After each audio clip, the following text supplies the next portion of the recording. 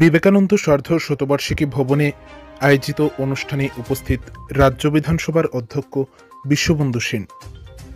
২৭শে ফেব্রুয়ারি মঙ্গলবার দুপুর আনুমানিক ১২টা নাগাদ উত্তর ত্রিপুরা জেলার জেলা সদর ধর্মনগর শহরের বিবেকানন্দ সার্ধ শতবার্ষিকী ভবনে ডিস্ট্রিক্ট লেভেল সেন্সিটাইজেশন প্রোগ্রাম এর আয়োজন করা হয় বেটি বাঁচাও বেটি পড়াও প্রকল্পকে কেন্দ্র করে, যেখানে এই অনুষ্ঠানের শুভ উদ্বোধন করেন উত্তর ত্রিপুরা জেলা পরিষদের সভাধিপতি ভবতোষ দাস মহোদয়।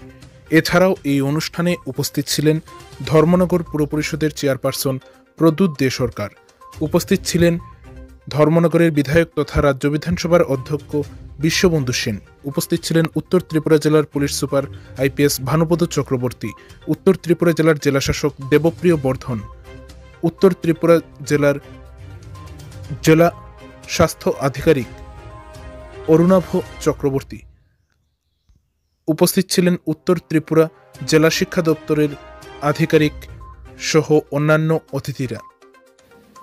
দুজনের নাম বলি, আমরা যারা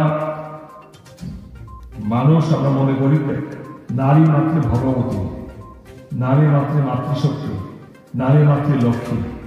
দুজনের নাম বলি, একজন হচ্ছে সীতা আর হচ্ছে দ্রৌপদী। তাদের উপরে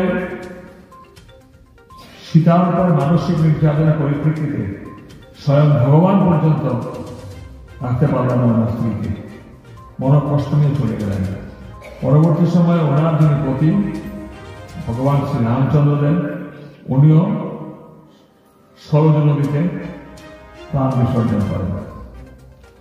দ্রৌপদীর উপরে তো মহান অত্যাচার হয়েছে, শারীরিক নির্যাতন হয়েছে। তার পরিপ্রেক্ষিতে কি হয়েছে? একটা বিশাল সাম্রাজ্য ধ্বংস হয়ে গেছে, শেষ হয়ে গিয়েছে ১০০ ভাই বোন সকলে মিলে। এবং নারীর কি পাওয়ার, যখন দুর্যোধনকে বলল যে তোমাকে তার শরীরটা, সমস্ত শরীরটাকে মাতৃ আশীর্বাদে বেঁধে দেওয়া হয়, অর্থাৎ দুর্যোধন অমর হয়ে যায়, দুর্যোধনকে কেউ ঘায়েল করতে পারে না।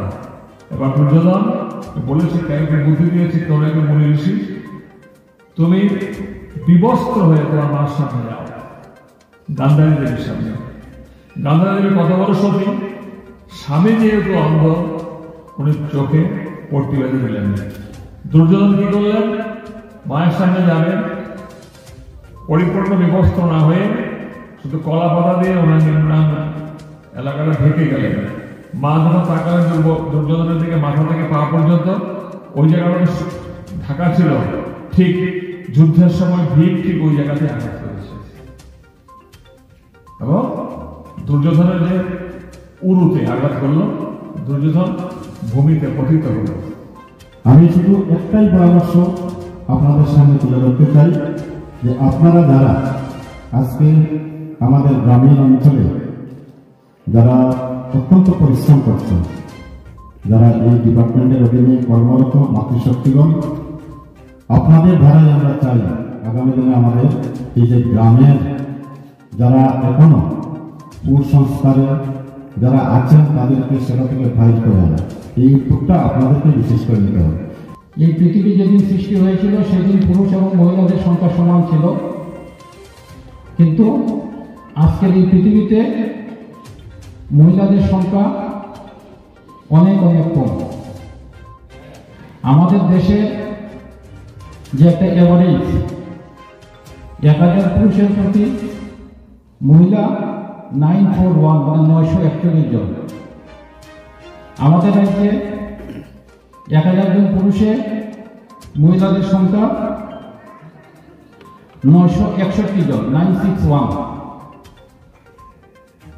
ইন্ডিয়ার মধ্যে হরিয়ানা, পাঞ্জাব, বিহার, দিল্লি,